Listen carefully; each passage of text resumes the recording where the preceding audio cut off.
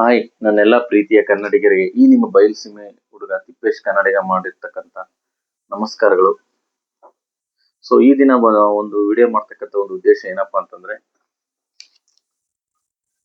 ಮಹಾಶಿವರಾತ್ರಿ ಹಬ್ಬದ ಪ್ರಯುಕ್ತ ನಮ್ಮ ಒಂದು ಸ್ನೇಹಿತರು ಕರೆ ಮಾಡಿ ಯಾಕೆ ಶಿವರಾತ್ರಿ ಬಗ್ಗೆ ಶಿವನ ಬಗ್ಗೆ ಏನು ಮಾತಾಡ್ತಿಲ್ಲ, ನಿಮ್ಗೆ ಏನ್ ತಿಳಿದಿದೆ ಅದನ್ನ ಒಂದೆರಡು ಮಾತುಗಳು ಮಾತಾಡಿ ಒಂದು ವಿಡಿಯೋ ಅಪ್ಲೋಡ್ ಮಾಡ್ರಿ ಅಂತ ಹೇಳಿದ್ರು. ಸೊ ಹಂಗಾಗಿ ಅವರು ಒಂದು ಇದಕ್ಕೋಸ್ಕರ ಒಂದು ವಿಡಿಯೋ ಮಾಡ್ತಾ ಇದ್ದೀನಿ. ಸೊ ಸರ್ವರಿಗೂ, ಸಜ್ಜನರಿಗೂ, ಸದ್ಭಕ್ತರಿಗೂ ಹಾಗೂ ಸಕಲ ಕೋಟಿ ಜೀವರಾಶಿಗಳಿಗೂ ಆ ಶಿವ ಈ ಶಿವರಾತ್ರಿ ದಿನದಿಂದ ಎಲ್ರಿಗೂ ಒಳ್ಳೇದ್ ಮಾಡ್ಲಿ ಅಂತ ಹೇಳ್ತಾ ನನ್ನ ಒಂದು ಈ ಪುಟ್ಟ ಸಂದೇಶವನ್ನ ಸೊ ನನ್ನ ಒಂದು ಅಲ್ಪ ಜ್ಞಾನಕ್ಕೆ ತಿಳಿದ ಮಟ್ಟಿಗೆ ಹಂಚ್ಕೋಬೇಕಂತಂದೇಳಿ ಈ ಒಂದು ಮುಖಪುಟಕ್ಕೆ ಬಂದಿದ್ದೀನಿ. ಸೊ ಶಿವನ ಸಮುದ್ರ ಮಂಥನದಲ್ಲಿ ವಿಷವನ್ನು ಕುಡಿದು ಶಿವ ತನ್ನ ಗಂಟಲಲ್ಲಿ ಇಟ್ಕೊಂಡು ನೃತ್ಯ ಮಾಡಿರ್ತಕ್ಕಂಥ ಒಂದು ದಿನ ಈ ಒಂದು ಶಿವರಾತ್ರಿ ದಿನ ಅಂತ ಹೇಳ್ತಾ ಕರೀತಾರೆ. ಫಾಲ್ಗುಣ ಮಾಸದ ಮೊದಲಾರ್ಧದಲ್ಲಿ ಈ ಒಂದು ಹಬ್ಬನ ಆಚರಣೆ ಮಾಡ್ತಾರೆ. ಅದೇ ರೀತಿಯಾಗಿ ಪಾರ್ವತಿಯವರನ್ನ ಪ್ರೇಮ ವಿವಾಹವಾಗಿರ್ತಕ್ಕಂಥ ಒಂದು ದಿನ ಅಂತೇಳಿ ಸಹ ಇದನ್ನ ಕರೀತಾರೆ. ಸೊ ಒಂದೊಂದು ಇದರಲ್ಲಿ ಒಂದೊಂದ್ ತರ ಇದು ಒಂದು ಪುರಾಣಗಳಲ್ಲಿ ಒಂದು ವಿಶೇಷತೆ ಇದೆ.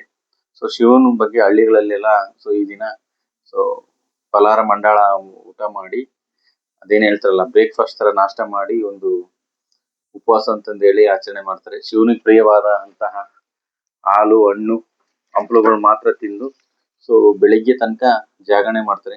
ಕೆಲವೊಬ್ಬ ಭಕ್ತರು ಜ್ಯೋತಿರ್ಲಿಂಗಗಳಿಗೆಲ್ಲ ಭೇಟಿ ಕೊಡ್ತಾರೆ. ಸೊ ಯಾವ ಊರಲ್ಲಿ ಒಂದು ಶಿವನ್ ದೇವಸ್ಥಾನ ಇದೆಯೋ ಆ ಶಿವನ್ ದೇವಸ್ಥಾನದಲ್ಲಿ ಅಲ್ಲಿನ ಒಂದು ಜನ, ಅಲ್ಲಿನ ಒಂದು ಭಕ್ತರು ಒಂದು ಜಾಗರಣೆ ಒಂದು ಮಾಡೋದ್ರ ಮುಖಾಂತರ ಸೊ ಈ ಒಂದು ಹಬ್ಬನ ಆಚರಣೆ ಮಾಡ್ತಾರೆ. ಸೊ ಜಗತ್ತಿಗೆ ಒಂದು ಶುಭ ಸಂದೇಶ ಸಾರ್ತಕ್ಕಂಥ ಒಬ್ಬ ಶಿವ ಈ ದಿನ ಸೊ ನೃತ್ಯ ಮಾಡಿ ಸೊ ತನ್ನ ಗಂಟಲಿನಲ್ಲಿ ವಿಷವನ್ನು ಇಟ್ಕೊಂಡು ಒಂದು ಜನರನ್ನ ಕಾಪಾಡಿದನೆ ಅಂತಂದೇಳಿ ಒಂದು ನಾಡ್ನುಡಿ ಇದೆ. ನಮ್ಮ ಕರ್ನಾಟಕ ರಾಜ್ಯದಲ್ಲಿ ವಿಶೇಷವಾಗಿ ಮುರುಡೇಶ್ವರ, ಗೋಕರ್ಣ, ಮಲೆಮಹದೇಶ್ವರ, ಅದೇ ರೀತಿಯಾಗಿ ಇತ್ತೀಚೆಗೆ 2023ರಲ್ಲಿ ಸ್ಥಾಪನೆಯಾದ ಆದಿಯೋಗಿ ಚಿಕ್ಕಬಳ್ಳಾಪುರ ಇಶಾ ಫೌಂಡೇಶನ್ ಅವ್ರ ಕಡೆಯಿಂದ ಸ್ಥಾಪನೆ ಆಗಿರ್ತಕ್ಕಂಥ ಆದಿಯೋಗಿ ಶಿವನ ಒಂದು ಕೈಲಾಸದ ಇದೆಯಲ್ಲ, ಅಲ್ಲೂ ಸಹ ಒಂದು ವಿಶೇಷವಾಗಿ ಜಾಗರಣೆಯನ್ನ ಏರ್ಪಡಿಸಿರ್ತಾರೆ. ಸೊ ತುಂಬಾ ಒಂದು ಅದ್ಭುತವಾಗಿ ಅಲ್ಲಿ ಜಾಗರಣೆ ಮುಖಾಂತರ ಜನರಿಗೆ ಒಂದು ಶುಭ ಸಂದೇಶ ಸಾರ್ತಕ್ಕಂಥ ಒಂದು ಹಿತವಚನಗಳು, ನುಡಿ ನಮನಗಳು ಒಂದು ಮಾಡ್ತಾರಂತಾನೆ ನಾವು ಹೇಳ್ಬೋದು. ಧರ್ಮಸ್ಥಳದಲ್ಲೂ ಸಹ ಒಂದು ಈ ಒಂದು ಹಬ್ಬನ ವಿಶೇಷವಾಗಿ ಆಚರಣೆ ಮಾಡ್ತಾರೆ.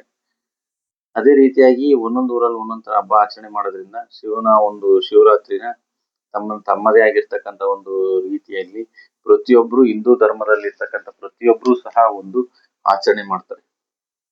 ಈ ರೀತಿಯಾಗಿ ನನಗೆ ಗೊತ್ತಿದ ಮಟ್ಟಿಗೆ ಇದು. ಸೊ ಕೆಲವೊಂದ್ ಕಡೆ ನಾವೆಲ್ಲ ಚಿಕ್ಕರಿದ್ದಾಗ ಟಿವಿ ಒಳಗಡೆ 6 ಗಂಟೆಗೆ ಒಂದು ಮೂವಿ, 9 ಗಂಟೆಗೆ ಒಂದು ಮೂವಿ, 12 ಗಂಟೆಗೆ ಒಂದು, ಮತ್ತೆ 12ರಿಂದ 3 ಗಂಟೆಗೆ ಒಂದು, ಸುಮಾರು 6ರಿಂದ 9ಕ್ಕೊಂದು, 9ರಿಂದ 12ಕ್ಕೊಂದು, 12ರಿಂದ 3ಕ್ಕೊಂದು, 3ರಿಂದ 4ಕ್ಕೊಂದು 4 ಸಿನಿಮಾ ನೋಡ್ತಿದ್ವಿ.